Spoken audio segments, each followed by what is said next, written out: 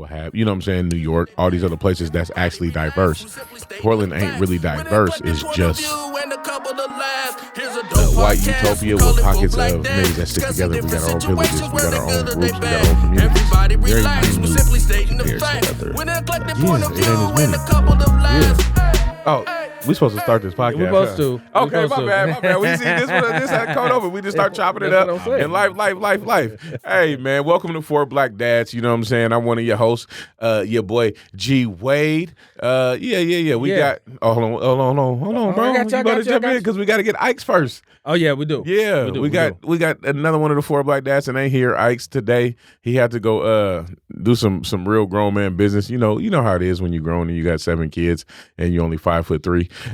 It's all good. He had to go do some 5'3" little people shit. But welcome to Four Black Dads.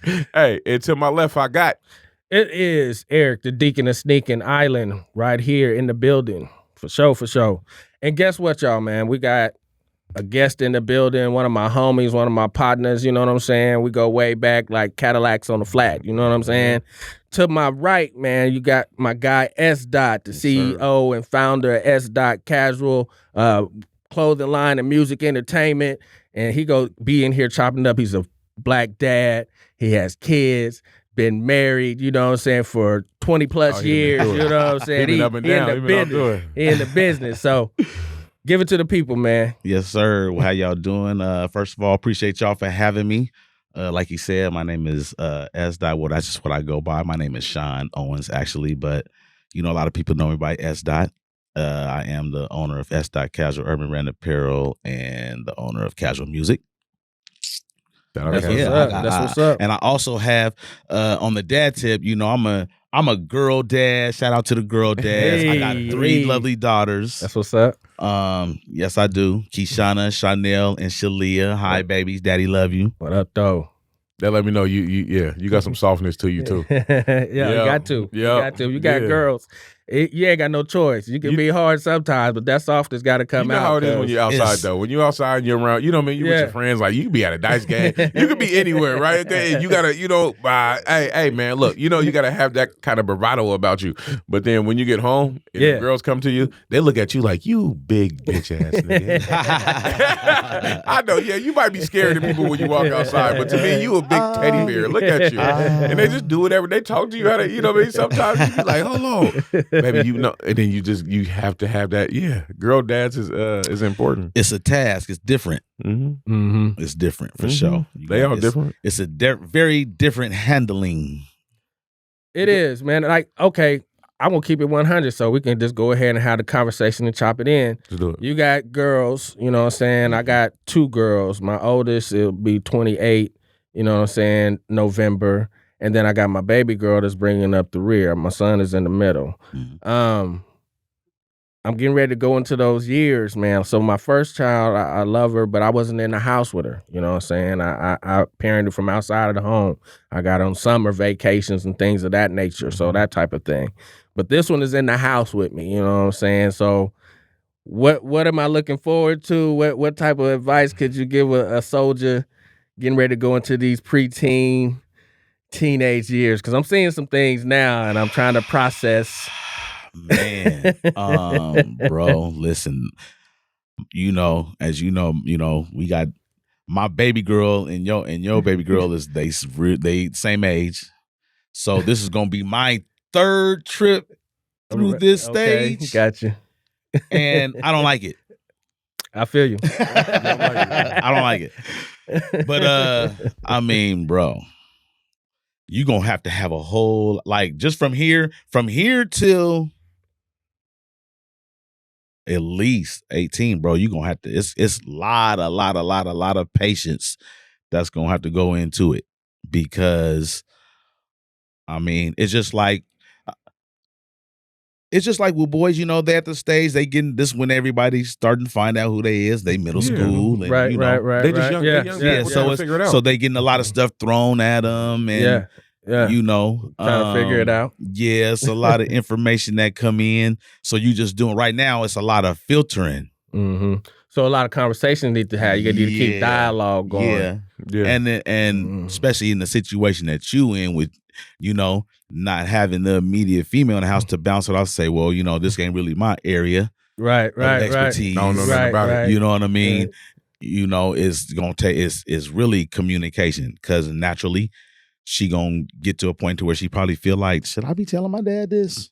Right. You know what I mean? Right. So like you got to be willing to let her say whatever she wants. Like, you know what I mean? Let her be real with you. So yeah, I would say in his situation, and on the express tip, is gonna have to be. What I would say is probably, it's gonna probably be a little more, way more freedom of the tongue to to let Freedom of her expression. Let her express talk to herself you. and see what's going on. You know what I mean?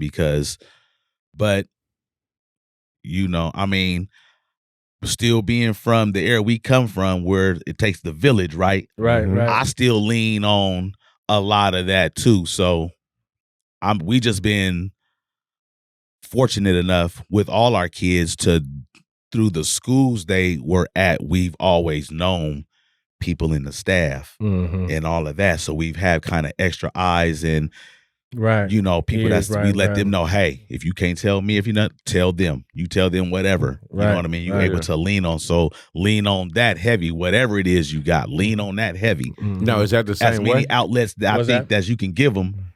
Is it the same way for you? Like the school she going to, the staff, the community that's, you know what I mean, kind of around her. Is she going to a school where you are tapped in with the culture? I'm definitely tapped in, but I made that a point of emphasis, going in. Now, obviously, Vernon community is a lot different than it was when we were growing up. It was, predominantly Black, and it's not that anymore. Yeah. So for that reason, I made sure that I inserted myself into the PTA, into, Black families, clubs and things like that. So yeah, I have a relationship with the teachers and principals, but there's a safe space there. There are teachers of color that, she knows she can go to. They know her by first name. They know who her dad is because I'm always there. Yeah. You know what I'm saying? So yeah, I have that.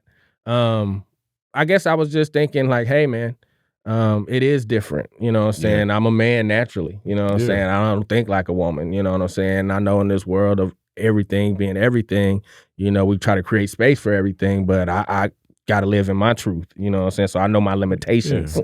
And I'm old military, you know what I'm saying, old school type of parent where, I like structure and seeing progress. So, I don't ever want to be in a situation where I feel like, I'm always just barking, or I'm always just, you need to do this. And like you said, patience, that type of thing. It's not a big trait of mine, but I know I have to have it in order to navigate this little, woman that's growing. You see what I'm saying? So yeah, because I'm going to tell you this.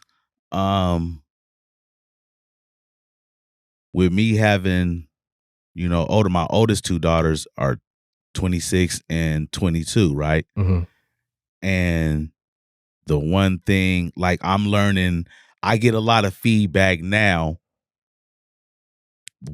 now that they're at this age, and they kind of express themselves and say stuff that they remember from when they was little and stuff like that. So I kind of I'm hearing what stuck and what didn't, but I hear a lot of the appreciation though that they have for the way I did do stuff. Mm-hmm. We might, because we got to be parents at the end of the day. Right. You know what I mean? And but like you said, having that yin and yang, so to speak, like, to have the other to bounce it all, like, okay, maybe you too tough right now, let it ride. You know what I'm saying? This ain't, all I know was one way. You know what I'm saying? So trying to find that sweet spot of saying, okay, you got your point across. Because I remember when my sister was coming up, like my dad and my mom, they split up. That's how we ended up here in Portland. Yeah. And it came a point in time, my dad was that same way. He just, no nonsense. It's going to be this way. Yeah. Yes is a yes, no is a no. You know what I'm saying? That type of dude. It ain't nothing to talk about. But then when it came to my sister, he wasn't never that affectionate type of person. So he didn't know how to really relate to her. So she got to a point where she was more scared of him than really, communicating with him. Mm-hmm. And I don't want those same dynamics to come across. Well, the thing about it is, though, man, people. And so your dad communicated the way he knew how to communicate. Right. It didn't mean, just because somebody communicates a different way don't mean they love you any less or any more. Facts. It's just that's the way that they are. Mm-hmm. Right. So you can be anything in the world. You know me, I'm ex-military too, and I'm aggressive at times and I'm soft at other times. I don't, you know what I'm saying? But when I talk to my kids, that's like I think I cried with my kids more than I've cried with anybody else because when you're trying to get something across to them, Right. and they don't understand the way that you're trying to bring it, Definitely. because they don't understand that energy, Yeah. it get frustrating. And it's like, look, I just want you to be better. I want you to be better than me, better than anybody that I ever known. I want to give you the game that I got from everybody. Yeah. Right. Because I love you. My whole life. Everywhere that I got it from, all the stuff that I can teach you, I want to teach you that. But it's hard for me to teach you because you're not learning the way that I'm trying to teach. And so how do we figure that out? Yeah. Right. That's where the communication comes in, and they have to be able to be open and honest with you. So then you know what I mean? You're gonna get mad. Don't get me wrong. Oh, man. It's gonna be stuff that they might say to you you don't like. Nigga, hey, man, hold on. Like, hey, what you know? But at the same time, sometimes you got to be willing to just sit back and accept it. Because if you can sit back and accept it and they feel like they can tell you about anything, then when they really get into something that is crazy, something that might be harmful, something that might, you know what I mean, they be willing to tell you. And the thing with me is it's a balancing act, and I'm still trying to figure it out myself still. Even like I said, with my older two kids being in their, 20s and stuff now. So, because I always still have to remind myself, females are emotional creatures, so we got to deal with them from that point of view. Right. Yeah. Because to keep it 100 with you, like I got a lot of nephews and nieces, so I'm only about 7 years older than my oldest nephew. And I'm like 8 years older than my second oldest nephew, right? They're the first two. Both of my sisters had boys first. So, but they was with me all the time. So that was kind of my first, I kind of really raised. They was with me all the time. So, but they were boys. So they kind of taught me how to, not knowing at the time when I got older, I felt like, but yeah, you know what I mean? But I had girls. And so in the beginning, I was kind of dealing with my daughter the same way I was dealing with my nephews, but I was like, man, I don't know if I ain't supposed to, so it's just. No, man, they gonna gravitate with their gravitate. I got a daughter 13 play football. Right now, she play for Jeff. She's a whole monster. She's she an athlete. You know what I mean? At the same time, she do a whole bunch of sports. She love football. She still, you know what I mean? She's her. She do whatever she do. She got her, you know what I mean? Right. All that other stuff and her life the way she like it. But they gonna gravitate to wherever they gravitate towards to. You know what I mean? Yeah. You never know. And so I think, you know what I mean? I think when you raise, kids, coming at kids, you just come at them as kids. End of the day. Because you can't teach them what they're going to be emotionally. You can't teach them what they're going to be at their core. Like whatever is in them, what's ingrained in them, that was already started in the womb. When that egg, when that sperm cell fertilized that egg, guess what happened? A big bang. And this next big bang is coming your way. So this new planet is coming out. You can't tell that planet what they're going to be. What you got to do is get that planet their tools that they don't hurt in life. They don't grow up in life, and they're not in a negative space or a negative headspace. They can actually survive and be who the fuck they want to be at the end of the day, and just live life. And that's where that frustration. That's where that frustration comes when you're trying to give them those tools and they're not getting it, and so then you have to try to figure out how to either retell and give the information or re-instruct. And so, yeah, I mean that's a part of parenting. You know what I'm saying? We all here discussing it. You know what I'm saying? That's what that is, because, man. I mean, it's just we just got to try to just stay relatable. We just can't never forget what it was like for us at that age. Yeah. Because principally, it's going to be the same. So let me ask you a question. Right. Let me ask you a question. How old is your oldest? She's 26. 26. When you was 26. So I don't want you to look through her lens. I'm gonna look through your lens when you was in the club and she was in the club and you was looking at her, not knowing where she was from or what she was going or what had going on. Well, see, at 26 though, when I was 26, I was already with her mom. Okay. See, I had when I got with my wife at the time, she got pregnant 6 months later. Okay. So everything kind of happened quick with that. So my first daughter, so by the time I was her age now, you know what I'm saying? You but in the game. But hey, look, I ain't gonna put nobody on blast, but he was 26. He was with her mom. You had a baby, but who was hold on, you was 26. Right. No, how old was you when you had her? I was 23. Okay, you 23. Right. And you had your first daughter. Right. Right. You got her mom. Y'all wasn't married yet. Y'all was just rocking, right? Right. So you 23. She pregnant. Right. You 23. Right. You still outside, nigga. Right. You a rapper. You everything you are.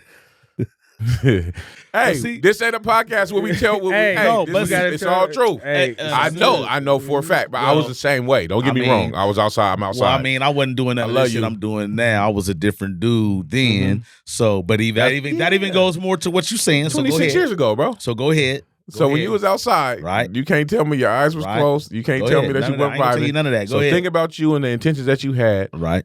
for the women that you seen in the club. Right, even before you Okay. had a daughter. Right. Say you Right. 21, fresh Right. 21. Right. Think about the intentions that you had for the Mhm. person that you seen. Mhm. You know what?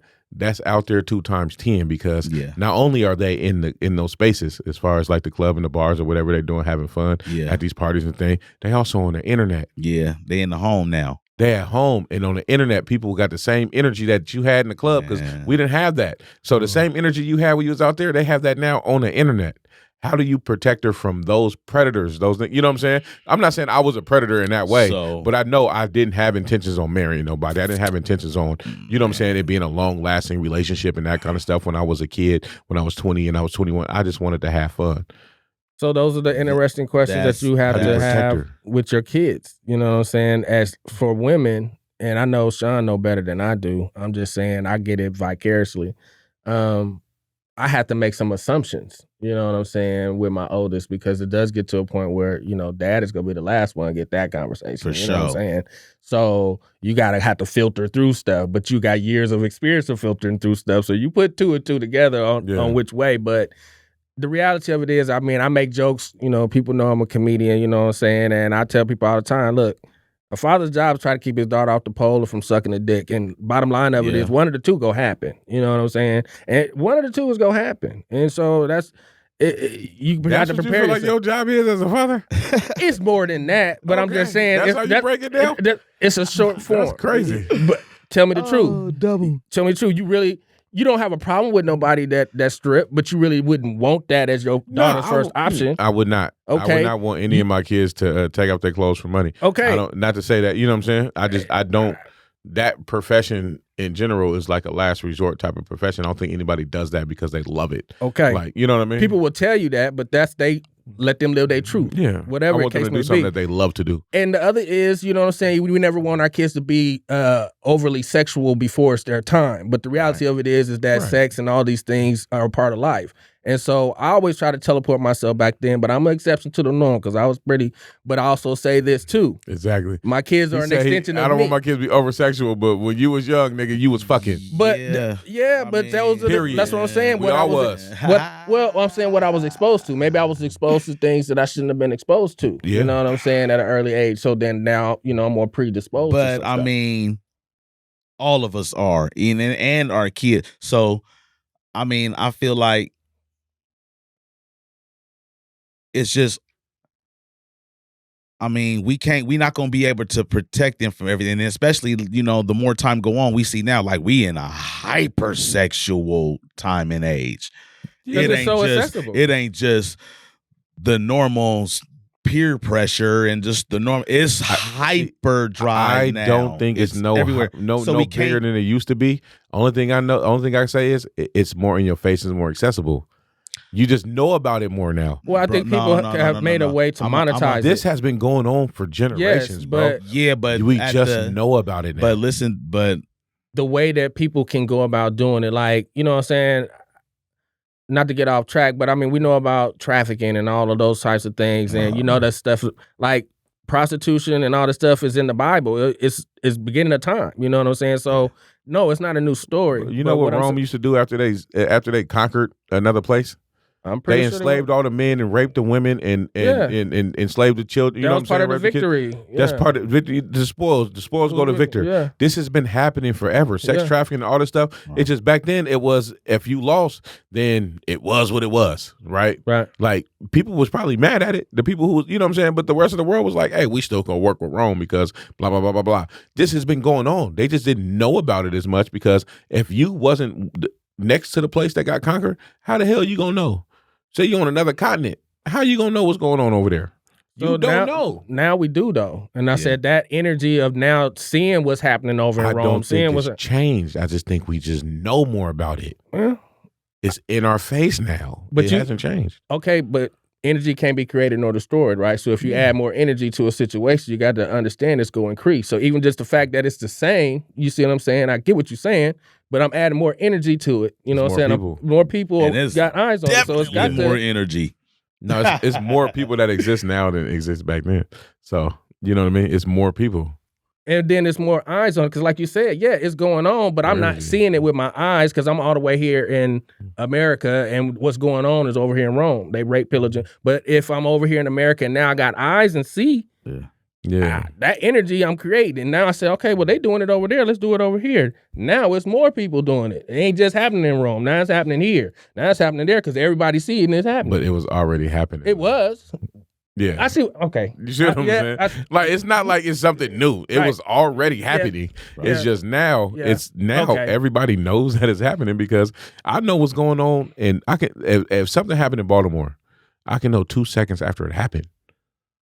Think about 20 years ago. This is just 20 years ago. Yeah. I'm not bringing it back to the 1800s, 20 years ago. Bro, if something happened somewhere, somebody had to give you a phone call. It took at least 20 minutes, maybe an hour, depending on where you was on that list of people they call. If one of your loved ones or something was to happen to them, they had to go down that list of who they're going to call, who they're going to tell. Yeah. It could take 20, 30 minutes, an hour, whatever. That's just 20 years ago, right? Imagine if they was in Africa or if they was in Zimbabwe, Australia, say that, Australia, say that, you know what I'm saying, anywhere. Okay, in China, say wherever they is, you can still know 2 seconds later. All I gotta do is post it to Facebook or post it to Instagram, and everybody knows what just happened. Boom. Back in the day, it was a call log. You had to go, you know what I mean? You had to know about it to know about it. You had to be in the know to know about it. Hey, look, you actually had to remember somebody's telephone number. I can't remember nobody's number now. That's just 20 years ago. And guess what was happening 20 years ago? All the same shit that's happening in 2023. We just didn't know about it as much. We wasn't running in them circles. I've been running in a lot of different circles since I was a kid. So I knew a lot of stuff was happening. Whether I partaked or not was not the issue. I know what's happening. People would invite me to parties that was swinger parties and turned up and blah, blah, blah, blah, blah, sex clubs. Sex clubs was popping and all the other stuff was happening. People been over sexual. Sex clubs was popping back in Roman days. Nigga, they had brothels and all kind of everything. It's always been happening. We just know about it more. Right. But I guess my point on it is, it's always been there, but it's like now what used to be behind closed doors and the excess of it is just everywhere. Front page news now. It's just, you know what I mean? And it's so desensitized now because of the overexposure, I guess, of it. Well, we had this conversation about how the world works, but just dealing with money. Yeah. Whenever you can monetize a situation and, any new artists that come out, you know what I'm saying, you link them up to the new hottest meal or deal or combo and whatever the case is that you can market out there. And that new person, is now the face of, you know what I'm saying, this or the face of that.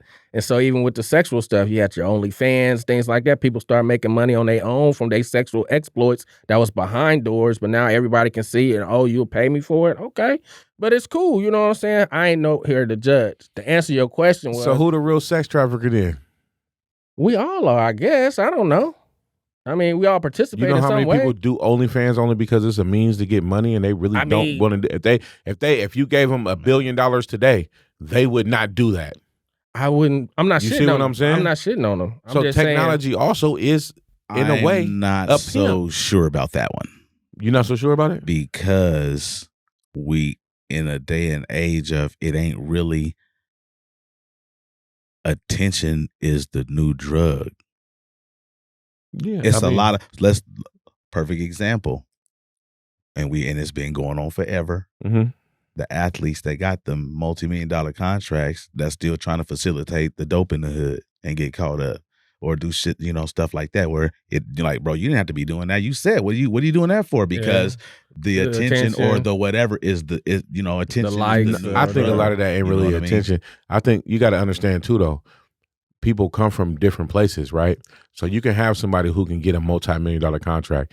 That don't mean that I am going to, all the stuff that I've done to get here is still steps. It takes a minute to get out of that space. Right. Yeah. So you think about rappers and entertainers and those type of, you good, you got whatever you got, right? But then it was also people who betted on you for you to get there. And so how do you then tell them, hey man, look, Yeah, I ain't don't doing this think- no more. I ain't. You know what I'm saying? I don't think You nobody can, but at the same time, you still are. You still have your hand who you in are. whatever that is too. You are And who so you to are. pull all the way out just because okay, I got this contract, I'm pulling all the way out. No, you got to show people a different kind of way, right? And at the same time, it ain't like that shit just go away because somebody gave you a check. No, but at the same time, though, we lived by a different code back then. So I'm not gonna sit up here and say that cats who was living the street life that got off into music and blew up or whatever in the early parts of hip hop or whatever didn't still have their feet in the game. But it wasn't about the attention. When we was coming up, you know what I'm saying? I had OGs in the hood that could look at cats like, hey, that you ain't even about that life. You know what I'm saying? They steer you away from shit. You know what I'm saying?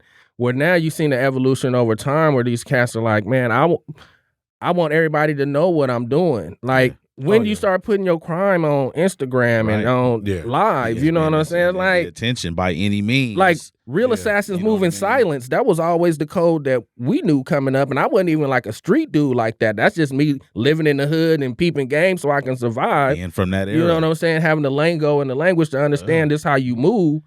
Cats wasn't trying to put they doing shit in the dirt. Most times cats be like, shit, I do shit by myself, so I don't have to worry about nobody saying anything. You know what I'm saying? So nowadays it's the complete opposite. They want as many people to see showing what the money, they doing all that. and then tripping when the police come right to their door. And I'm like, you gave them everything. You know?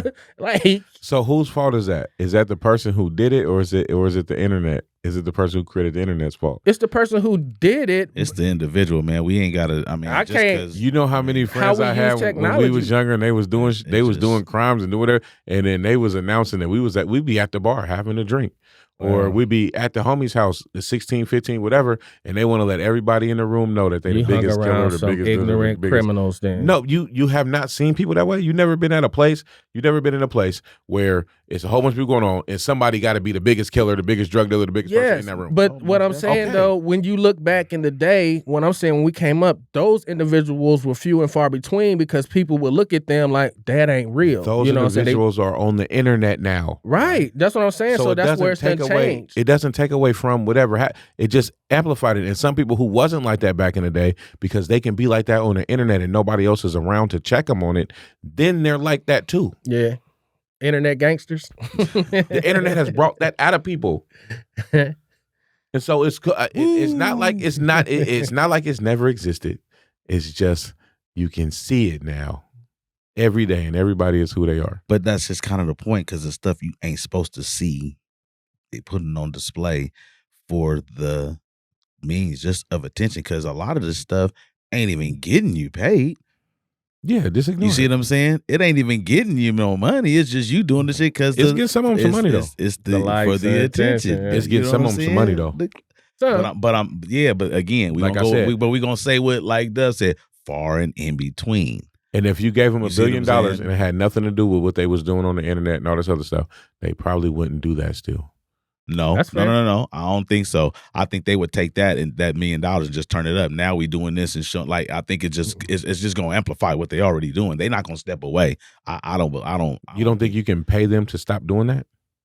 Can you pay somebody? Like to, you said, to some. stop? I mean, I think some people are just like what it is. mean, if that's gonna be a stipulation of the money, but they don't really if, love but it. if you give somebody just $1 million, like you said, and I then said $1 billion. $1 billion, whatever you giving them, if it ain't nothing attached to the money, no stipulations, and that's what they own already, bro, that money just gonna amplify what they already own. Man, It's gonna turn that up. I feel that. But if you tell somebody, hey, give you $1 billion, but you got to stop your internet stuff. You can do whatever you want to with this $1 billion.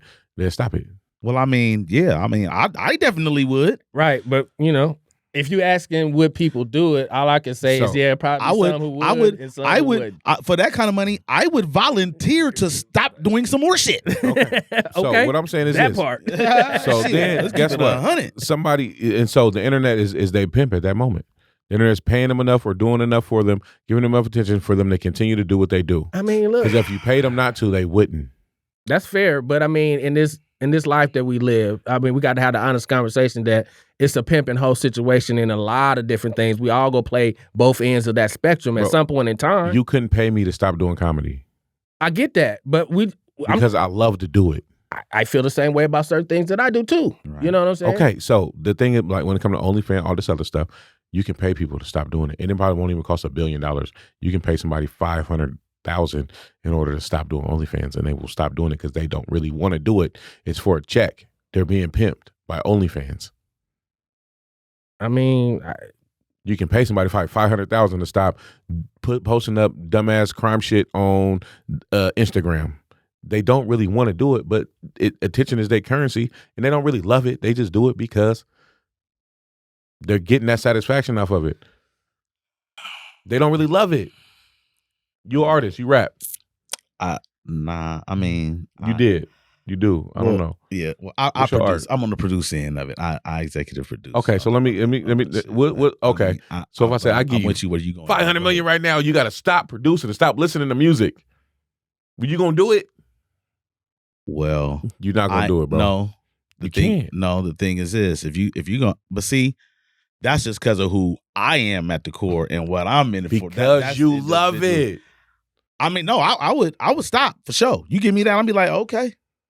You gonna stop producing because what I'm doing right now, the reason kind of that I'm doing it, like I just feel like I can take that money and I can just go and do something else now to get that fulfillment that I'm getting from this.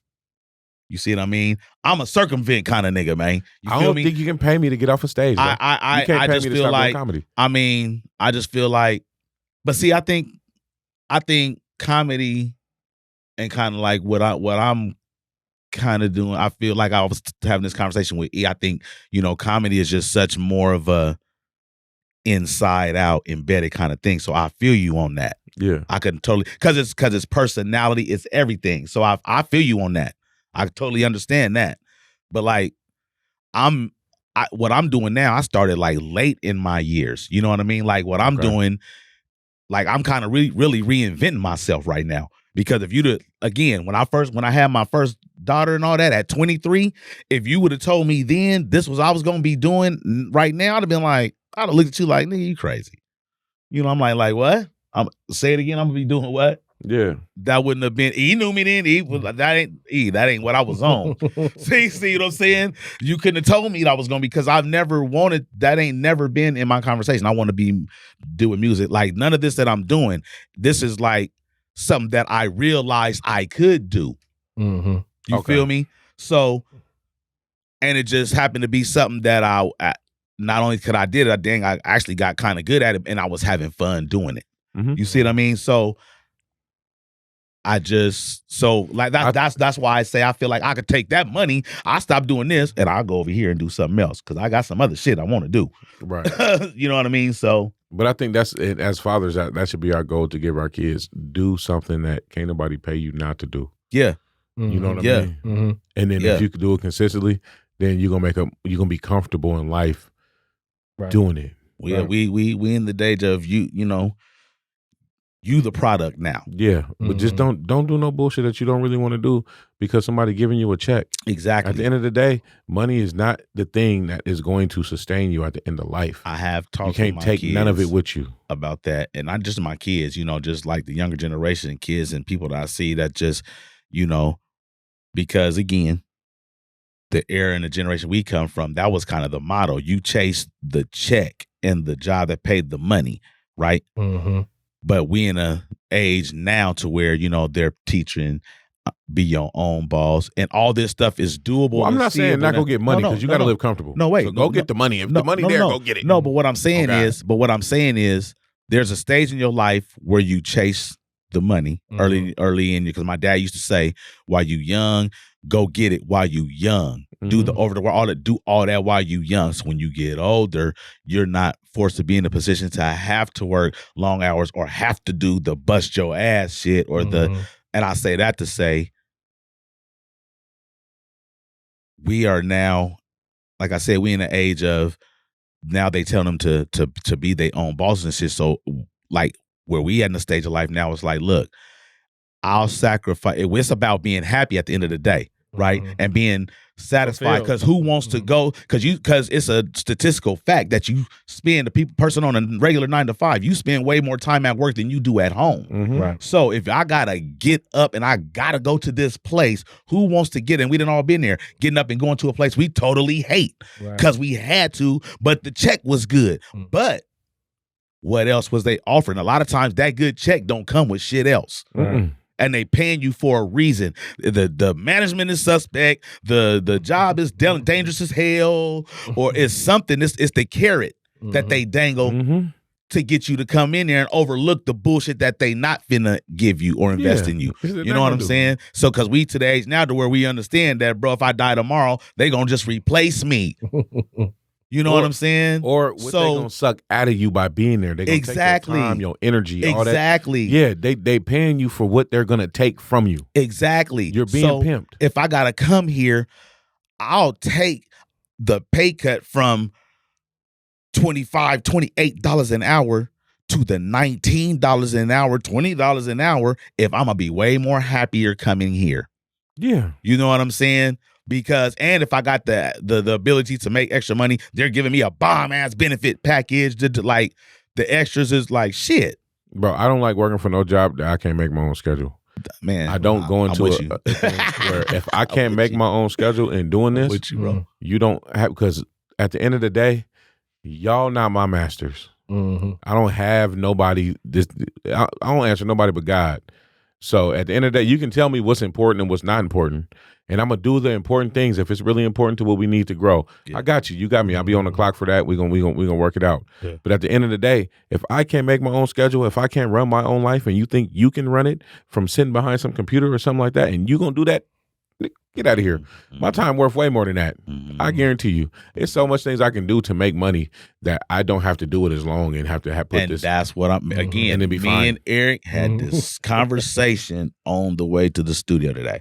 You don't get to own me because you give me a check. Get out of here. Talking about knowing your worth. People doing stuff because they don't know their worth. You know what I'm saying? Knowing your worth. You know what I'm saying? Versus what somebody, you don't just go where you invited, man. You know what I'm saying? You go where you want it.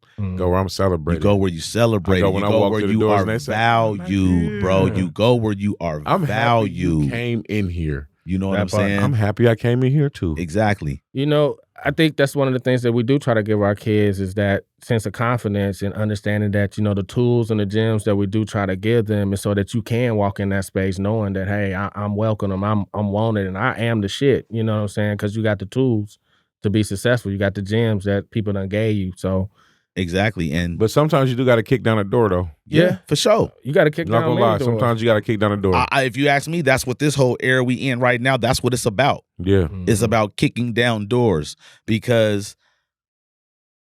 I'm keep it 100, bro. I feel like this is the best time to be alive in the human race right now, is because there's so much you can do for yourself. A lot of the gatekeeper era is over.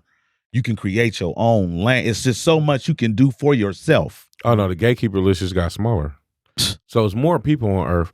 We got more access to information. We got more access to all this stuff. Right. And the gatekeeper situation just got smaller. Right. Because they just streamlined it in a different kind of way.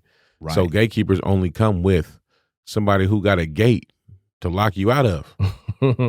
Right. Not that many people got a gate to lock you out of, because it's, you know what I mean? It's free reign to do a whole bunch of stuff. Yeah. So the people who really got, you know what I mean, the access to do whatever they want to do, they got the gate still. It's still people who are billionaires that are still trying to knock down doors in different spaces of people who don't, you know what I'm saying? Facts. I was just watching the thing on YouTube about what Puffy going through with Ciroc and all of that. You know what I'm saying? The stuff he was going through with the liquor stuff. You know what I mean? He was speaking on that. He was like, you know, people think, you know, when you get to this level that everything is peachy. And he said, no, it's actually even harder. He said, because no matter what, they always want to keep you at arm's length. They don't never want you to be in real position. They don't ever want you to be where you can really call your own shit. They'll make you a part of some shit and give you you can put your name on it. Yeah, well, yeah, but they ain't gonna never give you the keys to the coupe.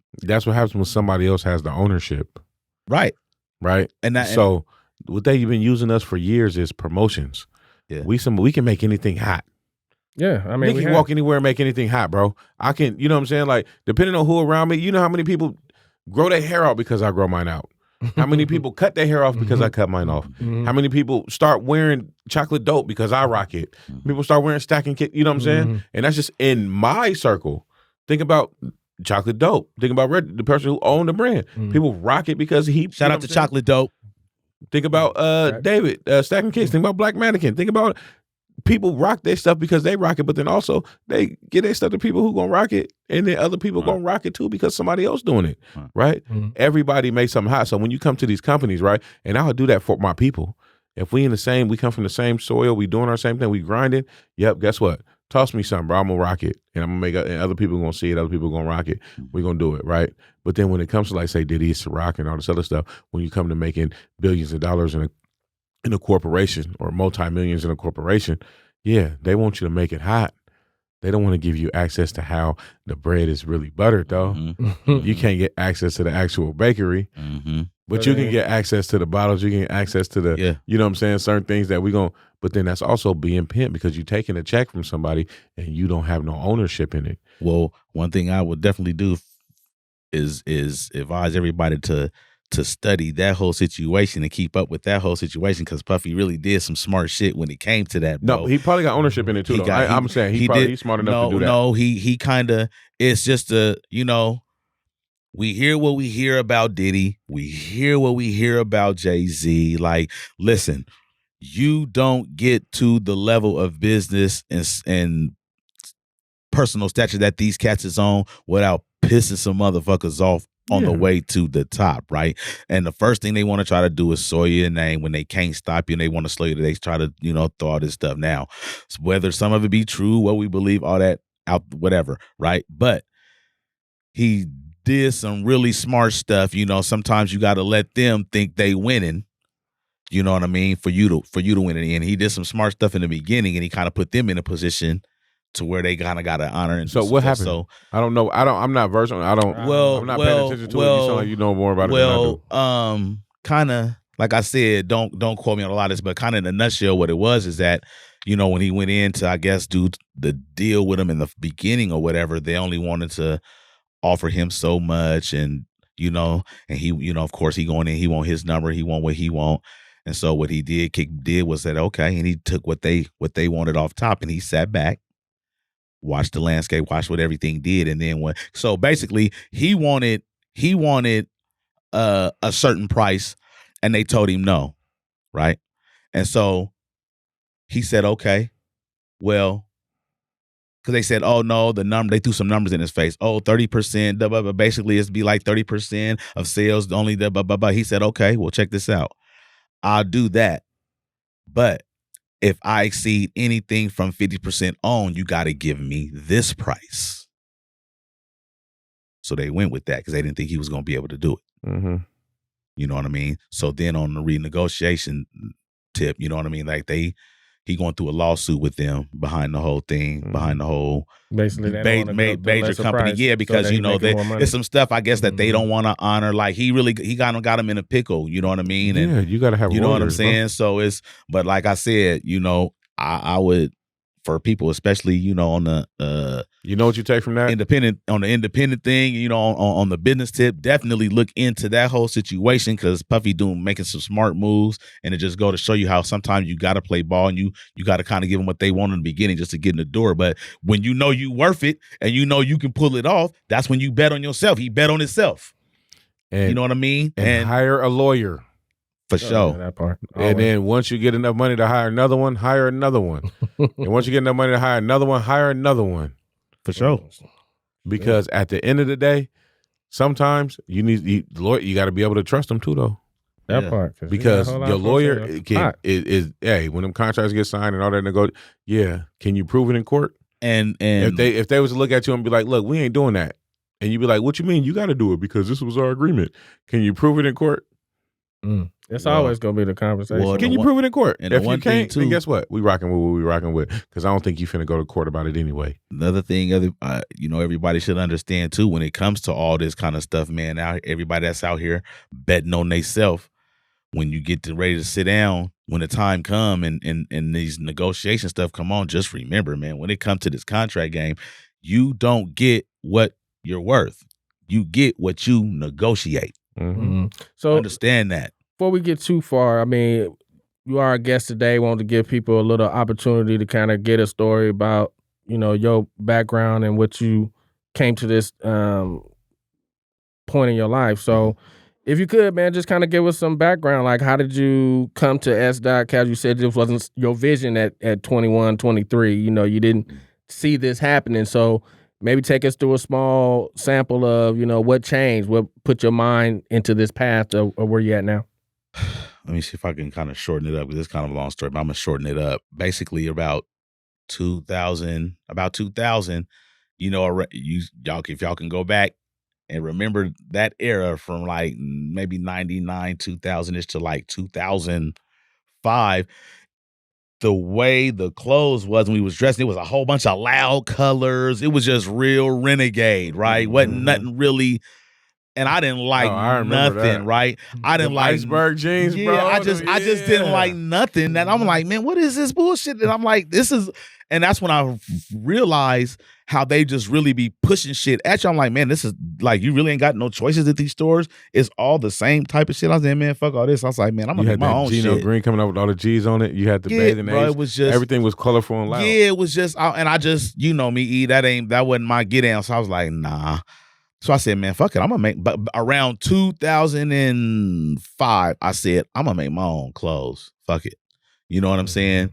And so it started off, I had sat down and I started drawing out some stuff. I'm like, what can I do? And I started trying to figure out a name first.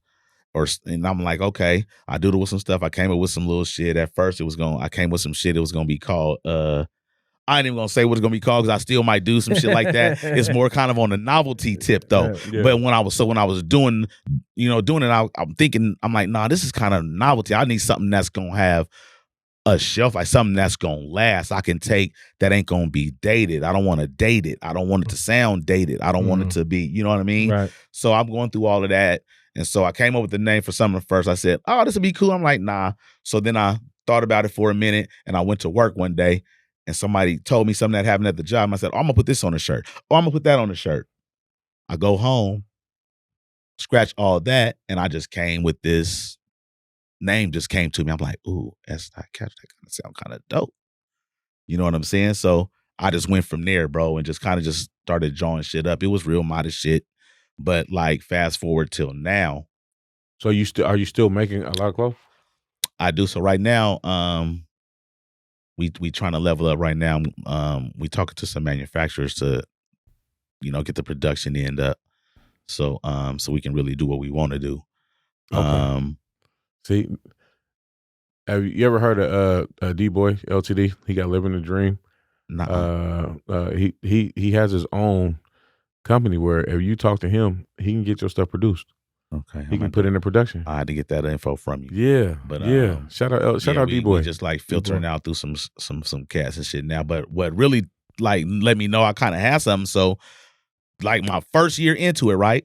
I just print up some t-shirts. I ain't got no business cards, no nothing, bro. I just print up some shit, and I go to the magic show in Vegas. Okay. Nuts hanging. Yeah. Fuck it. You know what I'm saying? Outside. I go to the magic show. I love that.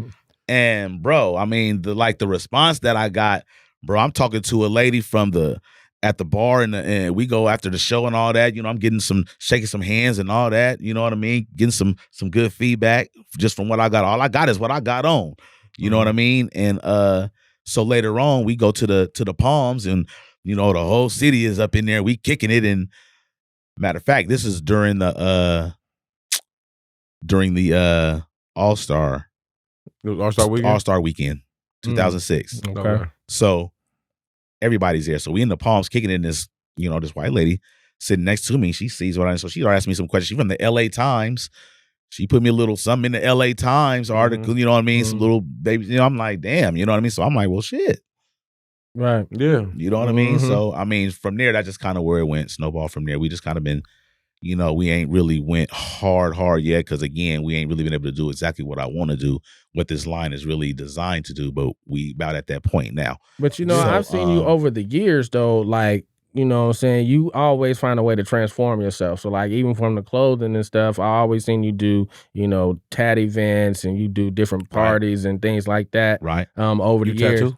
No, what I did is I hosted a tattoo party Okay. up in Tacoma for the football Shout out football team Tacoma. up there, the PC Bengals, the football team up there. Okay. Yeah, they run by my wife's family up there. You know what I mean? Her mom's husband's family up there. The Okay. Bang, shout out to them.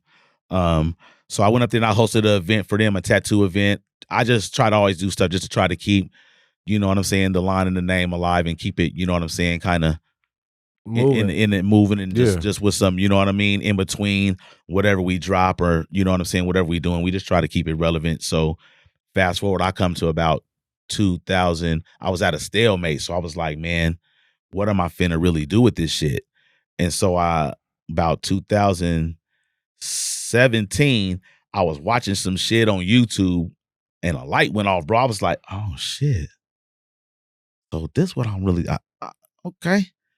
I think that'll work for me. I thought, now I know what to do. Now I know what to do with this shit. Mm-hmm. So I now had a real marketing scheme and everything for it. So that's kind of really where the music came in. Yeah. You know what I'm saying? So I kind of funneled that in, and that's pretty what that do. That's to push the clothing in. So a lot like you, G, man, the thing that I love about both of you guys, man, that I see just being in y'all presence the way I have is y'all know how to bring people together. You have a gift about both of y'all personalities that people gravitate to. And so even in the music side, we was talking about having Jay up here and stuff, and they done have some projects and stuff that's go come to light, for too long and everything. Yeah. But he has this ability, man, to bring all these different cats together, man. So tell them a little bit about, man, maybe Rap Olympus, you know what I'm saying, and stuff like that, you know what I'm saying? Yeah, shout out to Jay Lava. We got I know he probably been waiting. It's like, man, when the fuck is you finna do some shit with this shit I put down, bro?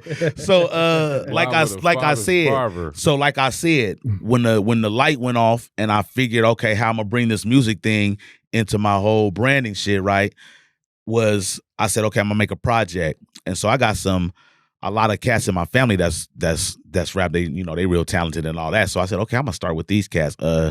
Rest in peace, Drake Steves. That's my little cousin. Shout out Drake Steves, man. 4 C's. Yeah. My nephew Spark Diggs. My nephew Joe Flow. Shout out Lil Face, too, man. Lil Face. And ironically, Lil Face was the first one I actually spoke to about doing the project.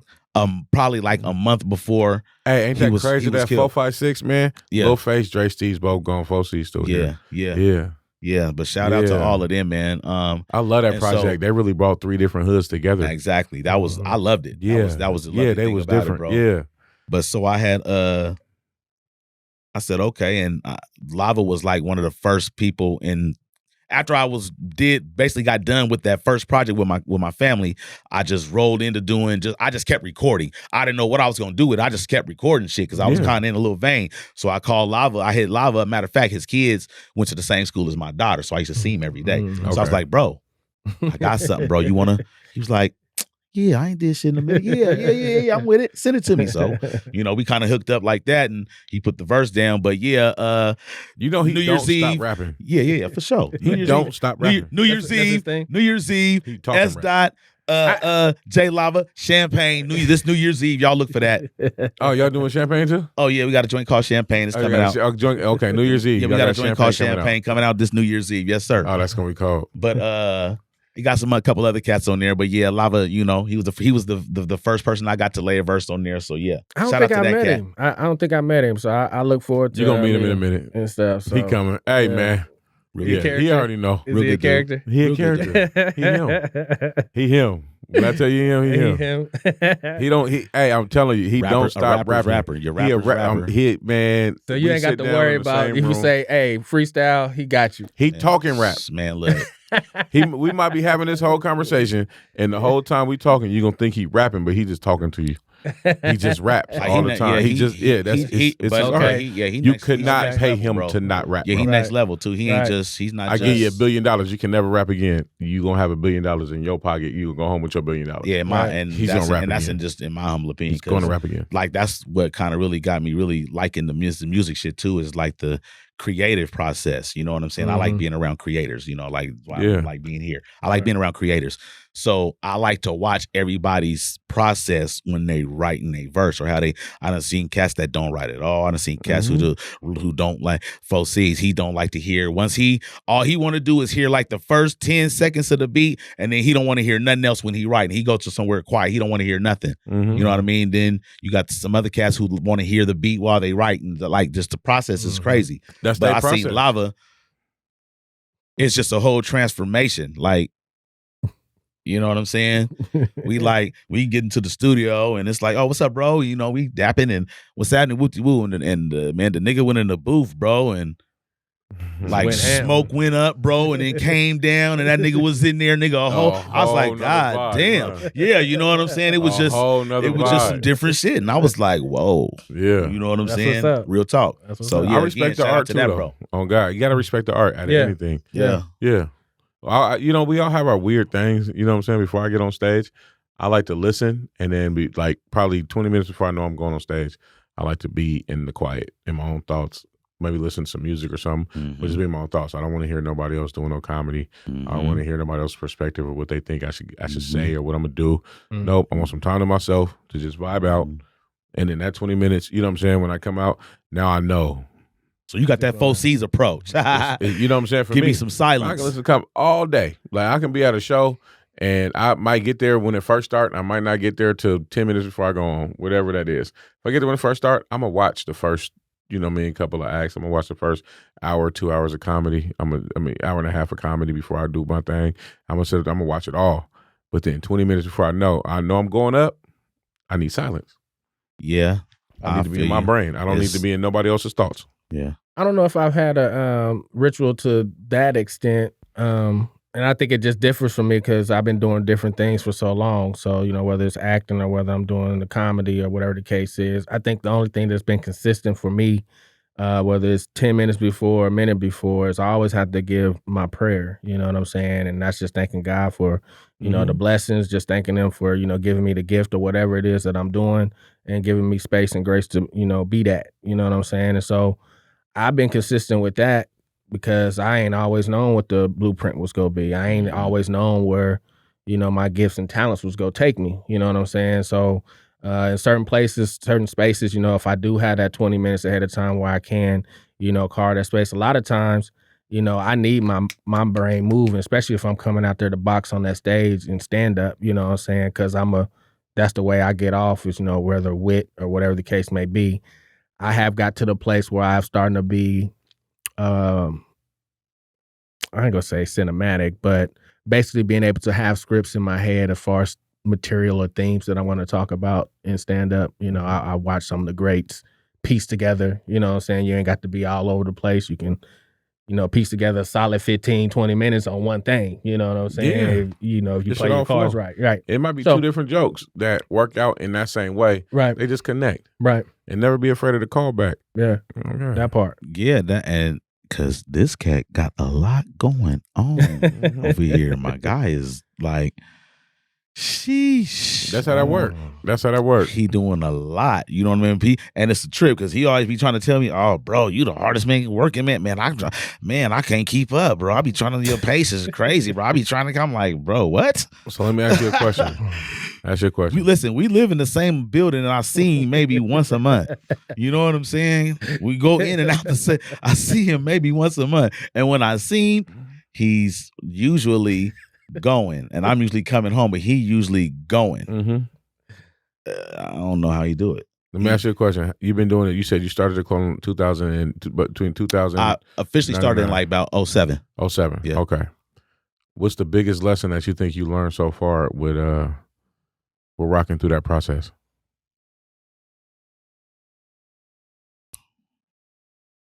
I'm gonna say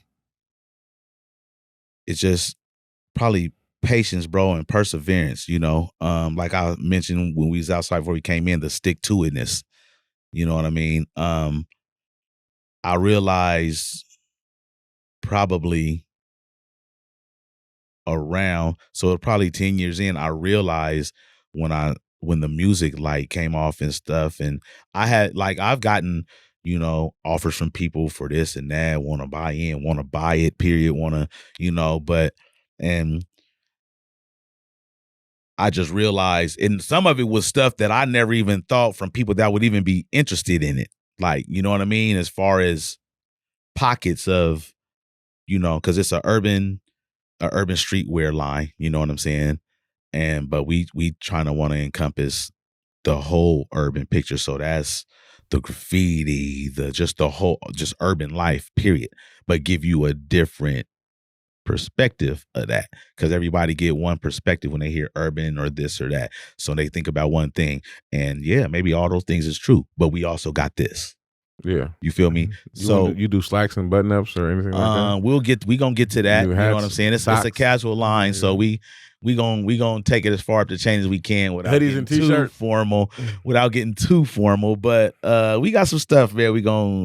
We working on right now. Okay, I'll say that. But again, the hardest thing again is just because I realize I know I got a plan for it, but at some point it's gonna take on its own identity, and I gotta give it the room to let it breathe and let it grow.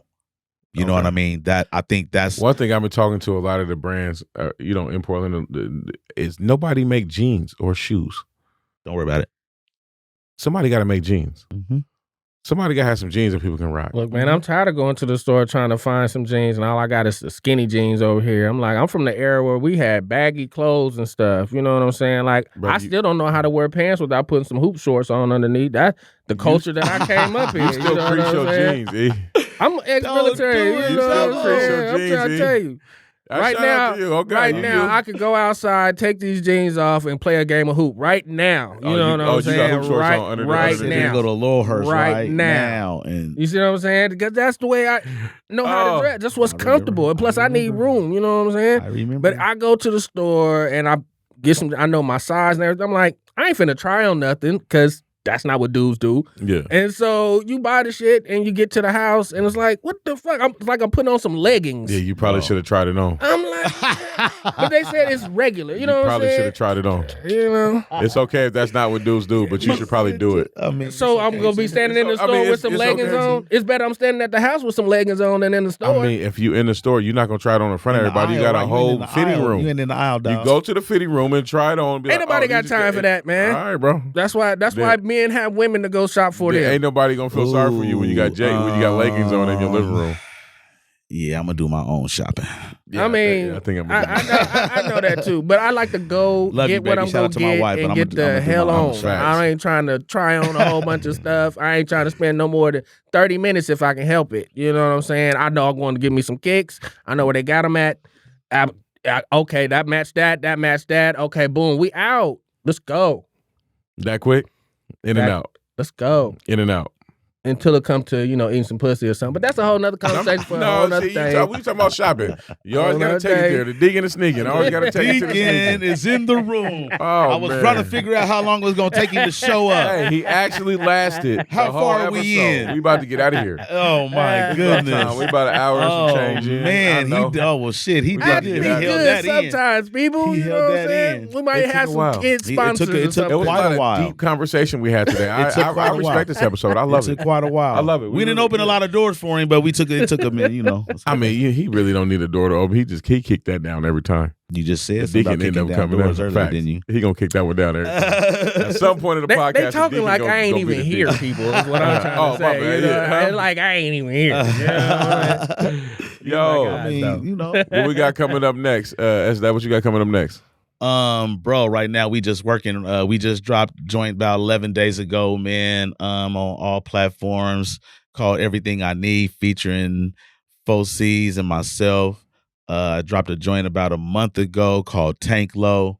Yeah, man, just go on there, check me out on all platforms. Again, we getting the clothing side back in rare form. Hopefully by the springtime, we'll be in go mode again. So yeah, just follow us, man, on the IG at the real S dot.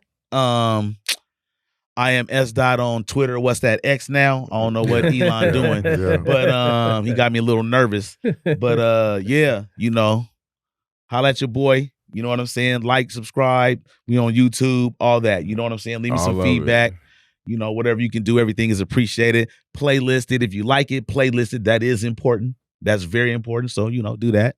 Other than that, man, shout out to everybody out there trying to make their own way out here, man. This shit ain't easy. It's tough out here, man. Facts. Oh, God. Don't let nobody stop you. You know what I mean? It's going to be a lot of people that's going to have this to say, have that to say, man, whatever. It's going to be what it's going to be. It's going to be what it's going to be. It's going to be what it's going to be, man. But salute to everybody out here, man. You know what I'm saying? Everybody trying to make a way. Shout out to the 503, the great North Fresh. Man, so I'm out here, man. We got Once on This Island. It's a new play. That's coming out in October. We open up October 12th through the 29th at World Stage Theater Annex on 19th and Powell, right down from Cleveland High School. Stepping over into stage manager, so that basically means I'm doing all the behind the scenes, and once the show actually kicks up, your boy be directing. So this is my first foray into stepping up and doing some other things. So what I've been wanting to do from just stepping in front of the scene and to behind the scenes and trying to just add to my repertoire. In the game. Trying to get back out here doing some comedy. So, I'm always going to try to hit the mics whenever I can and keep pushing forward. And that's what I got going on in the near future. No doubt. Yeah. Man, you know me. I'm always at Capitol every Thursday. We having fun turning up. This Thursday, actually, Lucas is throwing a show there. Okay. So we're going to have fun there. And then, we got the open mic. Anything that you can do, any talent that you got, come down to Capitol on Thursdays and express it. You good. You're going to get time if you come down. I'm definitely going to check that out. I didn't know that. Every Thursday, we at Capitol. Yeah. And then on the 30th, I got a couple shows, man. We got the PDX party, the comedy party. It's going to be a whole bunch of comics. It's gonna be fun. We finna turn up. Nice. And then my homegirl Aliba birthday at Joe Brown's. We having that a little bit later for the after party situation going on. We finna go have something to eat, something good, a whole bunch of drink. Shout out to Joe Brown's. Yeah. So we finna have fun, man. This Even though couple of weeks. PDX party. Where's that one at? Is it Siren Theater? I don't know. Follow me on Instagram, on 30th, and Facebook, and all that. I'm gonna put the theater up there. I forgot which one it was. Okay. It might be. I might be getting this wrong. So don't 100% quote me on that one. Yeah, I've yet to fall through Joe Brown's, but I be seeing that thing on the book and all of that. Man, that food looks spectacular. I'm a foodie for sure. The food is good. I'm definitely going. Man, I just be having so much going on, man. So you coming on the 30th? I can do that. The 30th. We're gonna be there. Do that. October 30th. Wait. What time? September 30th. So I'm gonna be Couple days. I'm gonna be coming back in from. I'm going up to Seattle. I'm just going for the day though. It's a walk the block of hip hop event or something like that. Shout out to my boy, the Fly Blind Guy. If y'all don't know about the Fly Blind Guy, check him out on Instagram. I'm telling you, this cat's artwork is phenomenal. He blind? Black dude, bro. Let me tell you. So is he really blind? Yeah, he's partially blind. He got vision from he can tell you a story, bro. But you look him up, he's dope as fuck, bro. He got, just to let you know kind of what he doing, and I've never seen nothing like this. So he made a portrait, right? A portrait, and it was a scene of the bathroom where Whitney Houston died, right? Oh wow. Mm-hmm. So he has the bathtub, all that stuff, and on the picture, where the cocaine and the spoon, all that kind of shit, he got all that on there, but they real. He got a real bag of coke, a real joint. There's a real spoon. Wow. There's the real, it's so dope. It's like a 3. It's so dope. He got another one he made, kind of like a Scarface joint. We got real money. It's coming out. It's so funky what he do. Wow. Dope. I ain't never seen nothing like it in my life. But go look him up, bro, on IG at the Fly Blind Guy. Dope. Shout out to you, bro. Okay. I'm gonna check that out. For sure. Yeah. I'll be up there, bro, on the 30th. I'm up there, and then when we come back from there that night, man, I'm gonna swing past the spot. Check you out. Yeah, come on, jump around. Yeah, for sure. Yeah, and also, you know what I'm saying, if you got time between now and before you go out there, go over there and grab something to eat, bro. Yeah, I'm telling you, food the is food good. is fire. Yeah, food's good. And they got a full bar and everything, so you can just chill in there. Yeah, I want to go taste that Everybody shrimp. got I be some seeing that popcorn. shrimp. I want to put my teeth on the shrimp. Yo, they make a burger. I don't know if And it's they on the steak menu, bites be for real. but they make a shrimp burger. It ain't that. When No, they it take ain't the shrimp, they take the shrimp and grind it up into a patty, bro. and they make a shrimp burger out of, like I said, shrimp. Okay, I'm gonna fall up in there. Man, you got to I'm gonna go. fall up in there. I'm gonna fall up in that thing. You got to go. Hey. Yeah. Y'all ready to get out of here? I guess so, man. It's time to get out of here, man. Thank y'all for tuning in to 4 Black Dads. I've been one of your hosts, G Wade. To my left, E Island, the Deacon of Sneaking. And our boy Ikes, who ain't here right now, but he'll be back with us next week. And our special guest. That's Dot. What's happening? Thank everybody for tuning in. I thank y'all for having me. For sure. I come back as soon as I can. I have a real good time. You know what I mean? Yeah. Man, salute to all the dads out there. Yes, sir. Yes, all the sir. dads. Ikes is out skydiving off of curbs. So we're going to let him continue to take that long trip down. The investment is going to pay off. We out of here. Everybody relax. We simply stating the facts with an eclectic point of view and a couple of laughs. Here's a dope podcast.